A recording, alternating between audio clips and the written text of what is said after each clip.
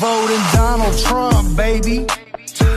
So I just wanted to show you guys that cringy ass video at first.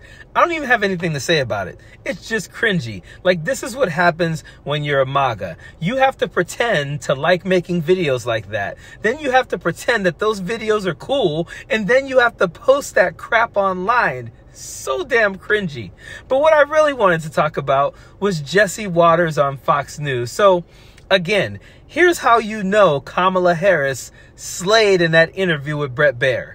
Because they're all coming out and trying to discredit her. And they're not even using the word she's using. Like, you're going to listen to Jesse Watters pretend he's quoting her, and he's just literally lying. She hasn't said any of the things he's trying to say that she said. So I want you guys to watch this video, and then we'll come back and talk about it. You know what she's really good at? What? Not taking any responsibility. She's actually excellent at that. If you wanted to watch someone for 25 minutes not take any responsibility, last night was amazing. She is a typical lawyer who enjoys arguing but doesn't have a point. She said nothing bad happened over the last 4 years, but nothing good happened either. She never mentioned one accomplishment over the last 4 years, not chips, not inflation reduction. Nothing. Okay, so first I want to give Jesse Watters credit for realizing that the PACT Act and the CHIPS and Science Act were awesome bills signed into law by the Biden-Harris administration. Then I want to point out that he's lying. She never said nothing bad happened. And the reason why she didn't get to talk a lot about all the good things that happened is because Bret Baier wasn't asking those types of questions. Bret Baier wanted her to talk about Joe Biden's mental decline and all that stuff. And what she kept doing is pivoting back to what was the most important, which is the contrast between her ideology and Donald Trump's ideology. And if you're Biden, you're watching this interview, you're like, okay, thank you. This was really bad. She did not look presidential to me. I remember even in contentious interviews where like O'Reilly would interview Barack Obama and he was pointing in his face. And Obama had this charming way where he'd be like, Bill, calm down. Like, that's not how things work. And creates this sort of connection with the interviewer. And she doesn't have the ability to do that. She's ice cold. She's unlikable. It is so bad for them right now at Fox News that they're admitting to liking Barack Obama's temperament. Seriously. And he's talking about someone being presidential? Really? You're voting for Donald Trump. That guy is a petulant child. Donald Trump is not mature enough to sit in a kindergarten class right now.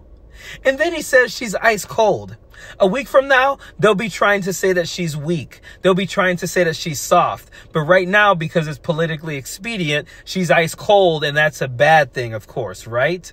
My goodness, this guy is really trying to pass himself off as a real journalist on a station trying to pass themselves off as real news.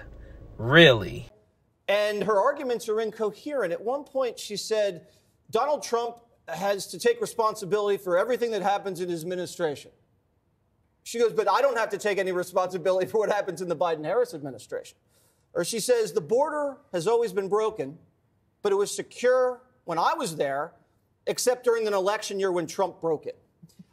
You cannot follow it. It's all illogical. Wait, but you can follow Donald Trump's weave? So Kamala Harris answering a question is illogical. And let me be clear here. Everything he said was a lie. She never said those things. But he's trying to tell us that Kamala Harris is illogical and incoherent when he's voting for Donald Trump.